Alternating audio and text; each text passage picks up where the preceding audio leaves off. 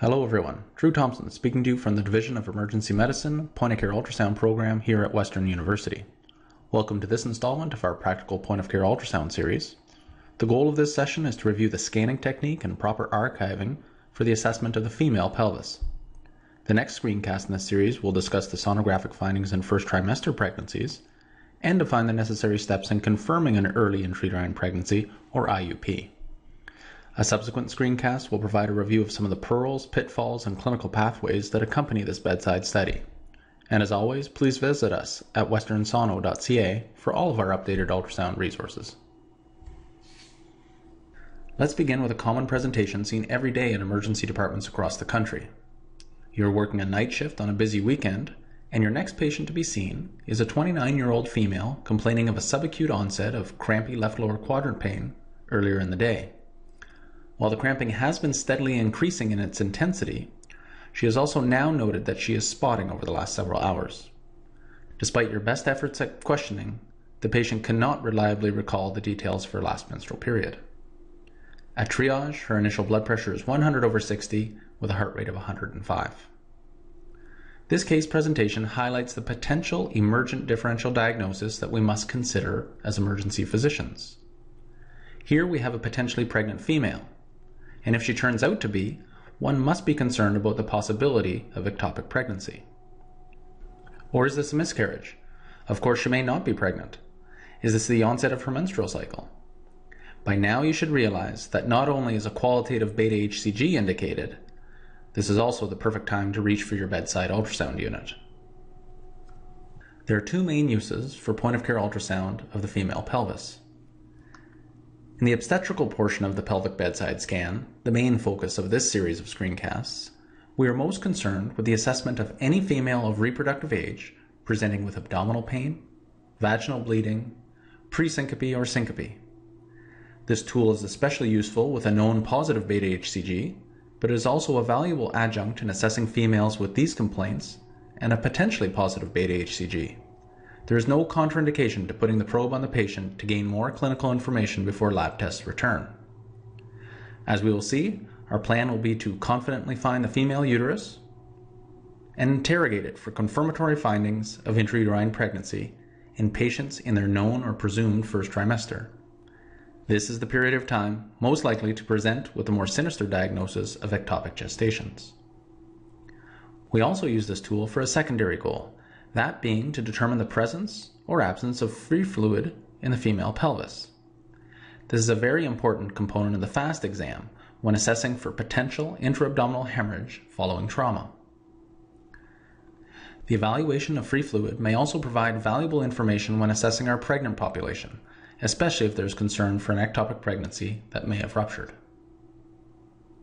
Now that we know that we will be focusing our attention on the female pelvis, let's review the pertinent anatomy and techniques in generating our point-of-care images. Sonography of the pelvis can be approached with two different techniques, each of which includes two different planes of scanning. The first approach will be familiar to you from your experience in scanning the aorta.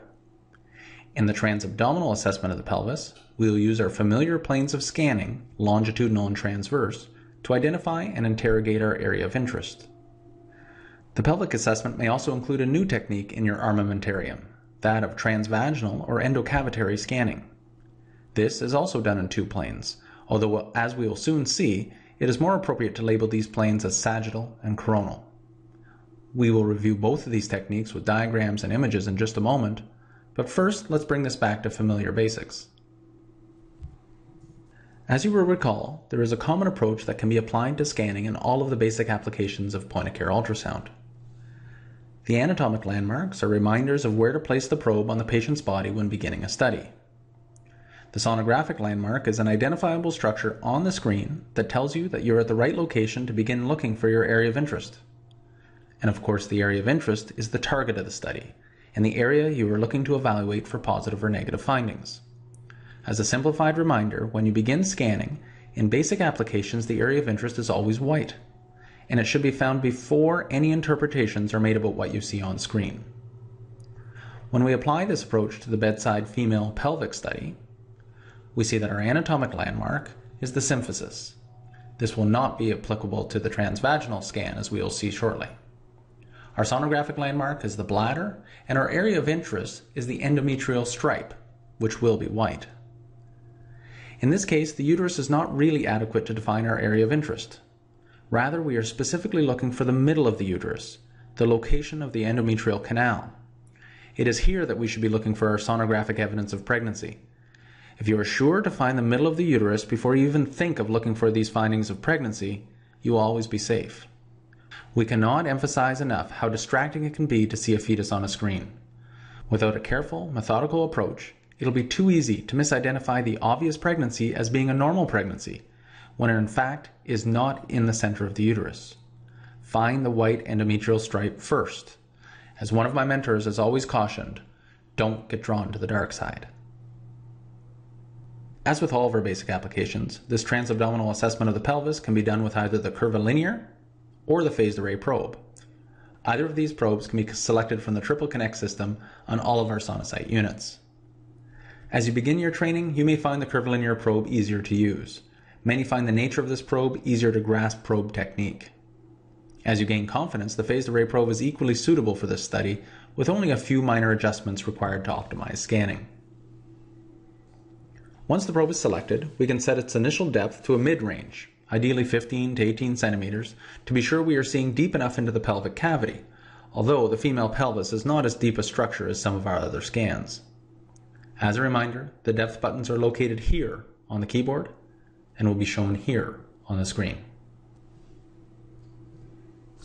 So let's begin in the longitudinal plane and identify the important anatomic correlates that we will aim to identify on our ultrasound screen.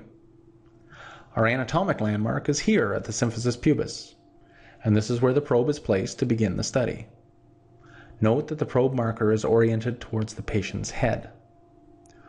Next, we find our sonographic landmark, the bladder, which tells us our area of interest, the uterus, and more specifically its endometrial canal, should be in the immediate vicinity. This juxtaposition beside one another is crucial to be certain that you are in fact identifying the uterus, and when assessing for features of pregnancy, one must be sure your eyes are focused within the confines of the uterus before any other observations are made. Remember to look for the white first. Don't be drawn to the dark side. We can see that it is very important in this study to have a full bladder in the majority of patients. This space is usually occupied by bowel and causes scatter artifact. As such, this will make it very difficult to get a determinate study. As the bladder fills, the acoustic window allows us a better chance to see deeper into the pelvis. A few additional noteworthy observations on this diagram. Here we see the vaginal canal leading to the cervix. These are structures that we will see on our ultrasound images and are further convincing findings that one is in fact looking at the uterus. And finally, to harken back to our assessments for free fluid, we know that fluid will tend to collect here in the pouch of Douglas, or rectouterine pouch, and if substantial, may also be seen in the vesicouterine space. These areas should be assessed when performing all pelvic scans. So how will this appear on our ultrasound screen? We can see the structures we have identified are readily visible on this generated ultrasound image.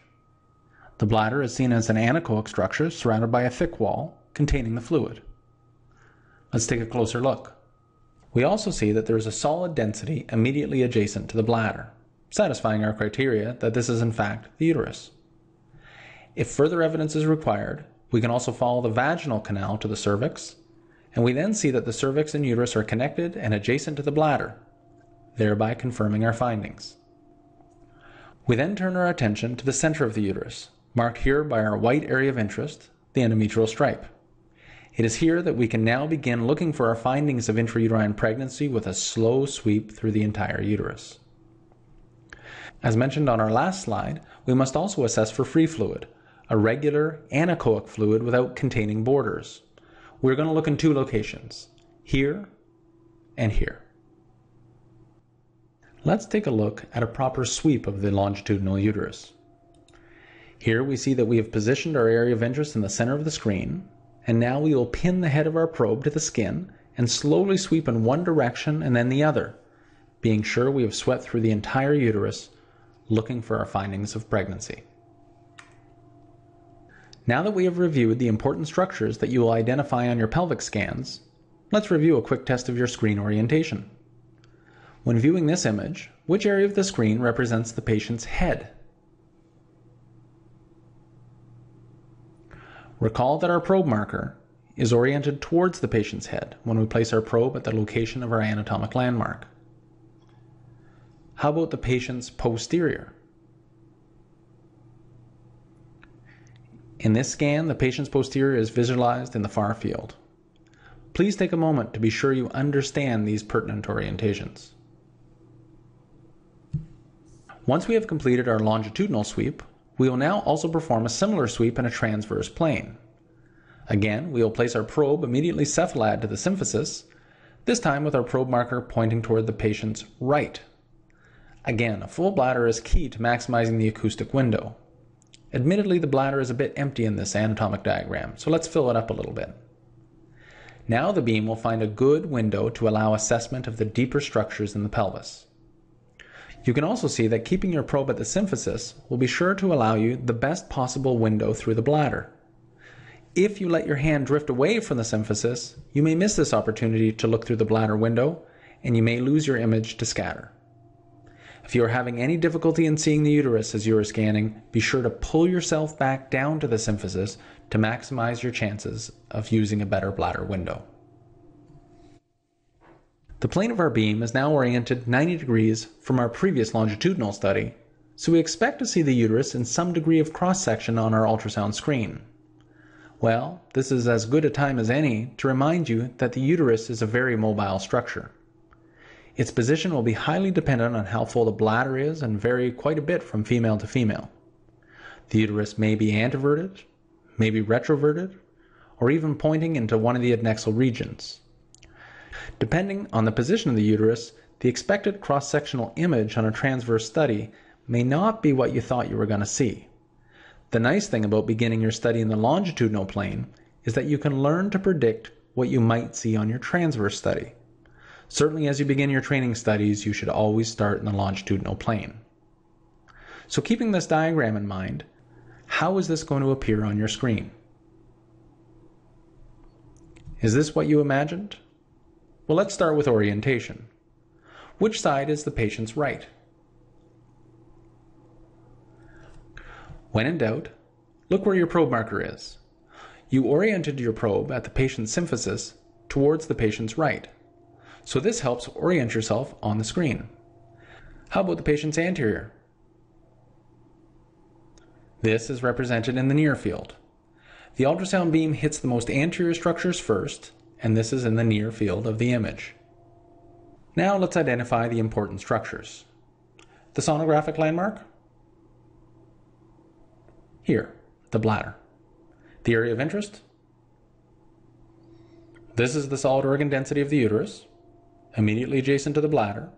And of course, there's the ever important middle of the uterus, the endometrial canal, represented by the white endometrial stripe. When assessing for pregnancy, your eyes will be here as you perform your sweep. You found the white first, and you weren't drawn to any distracting forces from the dark side. And finally, you're going to assess for free fluid. Where will you be looking? The pouch of Douglas is here. The vesicouterine space is here. Both may show evidence of free fluid as volumes accumulate. Now that the area of interest is identified, we need to sweep through the uterus to see its entire length. Similar to previous studies, we pin our probe on the skin, again remembering to stay near the symphysis to maximize our bladder window, and we rock our probe into the pelvis and back to perform our sweep. A representative cross-section of two positions of our sweep might look something like these images shown on screen. Here are the corresponding ultrasound images of these positions. Note that there's an important distinction here in the shape and the structure in our far field.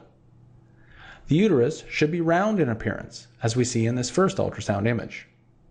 When we scan into the pelvis, we see an oblong or ovoid structure. This represents the vagina with its anterior and posterior walls. The structure also has a central white structure known as the vaginal stripe or V-stripe. It is important in your studies to recognize the difference between the uterus and the vagina. So let's review a transverse sweep of the pelvis. Here we see a sweep into the deeper pelvis, marked by the appearance of the oblong ovoid vagina and its V-stripe. We then see ourselves sweep out of the pelvis, identifying the uterus, its endometrial stripe, and focusing our eyes here until the sweep is complete.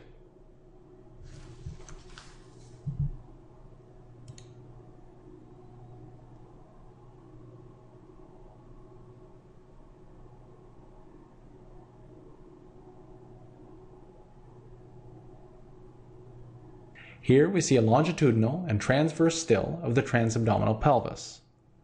Once you have positioned your probe with these images, you are all set to archive your sweeps into QPath. The ideal archiving will show each of these images centered in your screen with a slow sweep through the entire organ. Your first step when interpreting your images is to determine whether or not you have generated enough of an image to even think of making a call. In this case, you should be able to see the entire outline of the uterus and be able to identify and point out your area of interest. If your view is limited, then a call of indeterminate should be made, and steps should be taken to improve your image. Obviously, you will not be successful on every attempt. However, when faced with an indeterminate image, consider maximizing your chances by improving your acoustic window. This will include further filling of the bladder and keeping the probe close to the symphysis. Of course, one may also consider our next tool in scanning, that being a transvaginal approach. We have now tackled our first fundamental approach to bedside scanning of the pelvis. The transabdominal scan should be your first assessment in all female patients when scanning pelvic structures for findings of pregnancy or free fluid. When it comes to more detailed assessment of early pregnancy, we can now include the option of using a new technique, the endocavitary or transvaginal approach. The endocavitary probe is not only different in its physical form, it also incorporates some important differences in functional physics. First, this transducer comes with a higher scanning frequency, typically ranging from 5 to 8 MHz. Recalling our introduction to ultrasound physics, as the frequency of waves increase, the depth of penetration of those waves decrease.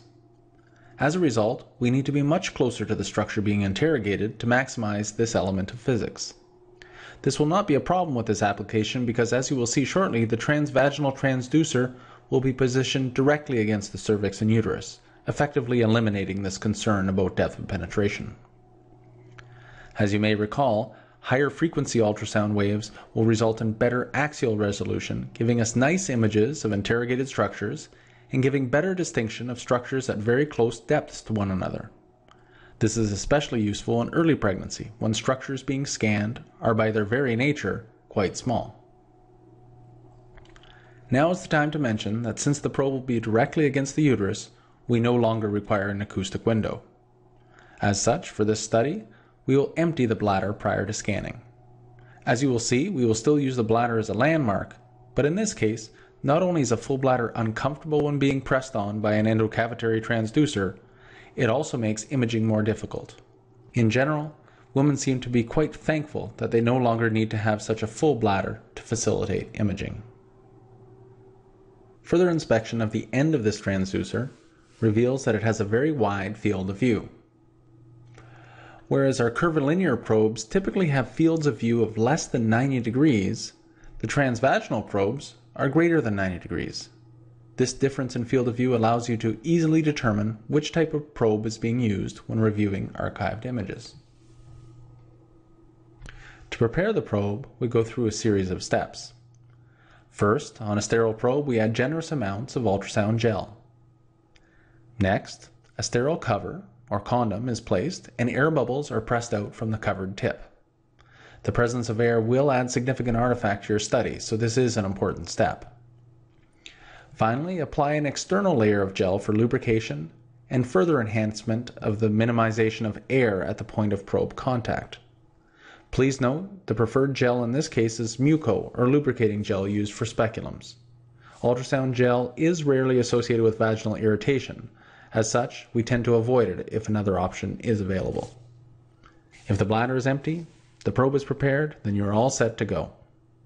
In case you are wondering, our only contraindication to transvaginal scanning is recent gynecological surgery. As you can imagine, this is rarely encountered, especially when our main use is in the assessment of early pregnancy. The first move with the transvaginal transducer is going to be in the sagittal plane. We will gently introduce the transducer with our probe marker pointing up, or towards the patient's anterior. We must now find our sonographic landmark, the bladder. We can see from the orientation on our screen that the relatively empty bladder will be tucked up anteriorly relative to our probe. To be sure that we find our sonographic landmark, we need to drop the probe handle to allow the probe head to move anteriorly and go find the bladder. You will see the bladder sneaks into the field of view on the marker side of the probe. To show you how this correlates with our ultrasound image orientation, we will rotate this diagram by 90 degrees. This allows us to see how things are represented on an ultrasound screen. Let's take a closer look. First, we identify our sonographic landmark, the bladder, which is a fluid-filled anechoic structure. This is not free fluid, as it is contained by a thick outer echogenic wall, the bladder wall. Immediately adjacent to the bladder is our area of interest, the solid organ density of the uterus, and more specifically its white echogenic stripe representing the middle of the uterus, the endometrial stripe. Ultimately, we will be sweeping through this structure, looking for our signs of pregnancy. Now that we have reviewed the important structures, let's review a quick test of your screen orientation. When viewing this image, which area of the screen represents the patient's anterior? Recall that our probe marker is oriented towards the patient's anterior when we use our probe in the sagittal plane. Further, the bladder is anterior and is predominantly on screen left when scanning in the sagittal plane. Where is the patient's head? In this scan, the patient's head is visualized in the far field. Take a minute to review the last few slides to be sure this orientation makes sense. Finally, where might we expect to see free fluid?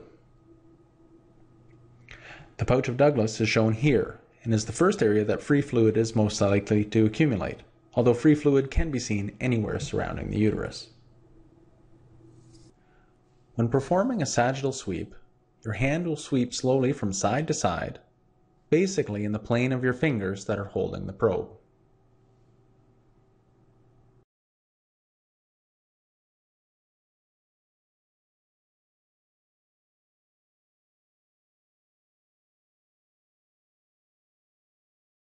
Our next move is to rotate the probe handle 90 degrees counterclockwise. This will align our probe marker on the handle towards the patient's right side. Depending on how empty the bladder is, and recall it should be pretty empty, we will again drop our hand to find the bladder. In this case, the bladder will only be seen as we aim our probe anteriorly and will be lost as we sweep posteriorly. Let's see what an image in this plane might look like.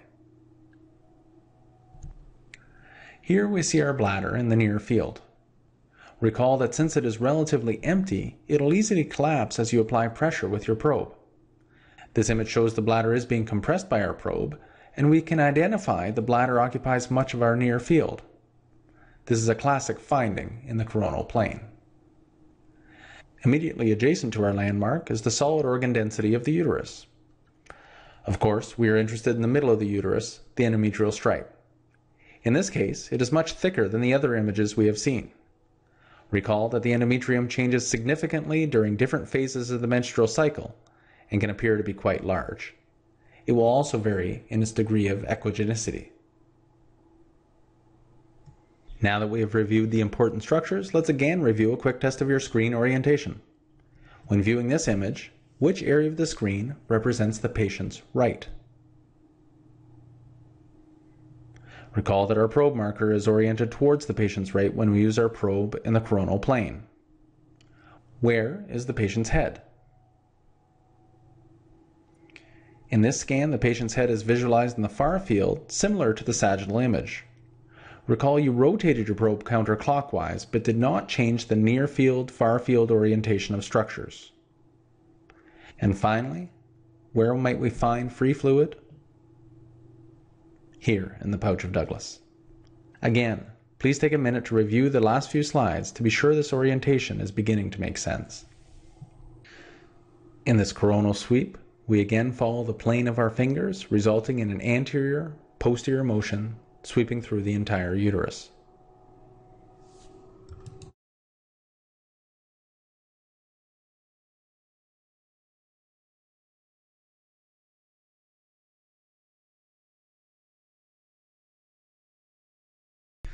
Similar to our transabdominal sweeps, you will aim to archive full sweeps in both sagittal and coronal planes for your studies in QPath.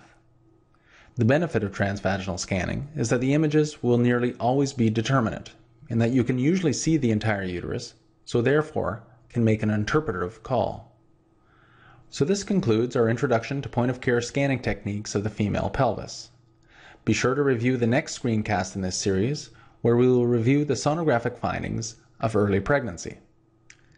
An additional screencast will focus on more of the clinical correlations, pearls, and pitfalls of this application, along with several examples of positive and negative findings. You can find all of these resources at westernsono.ca.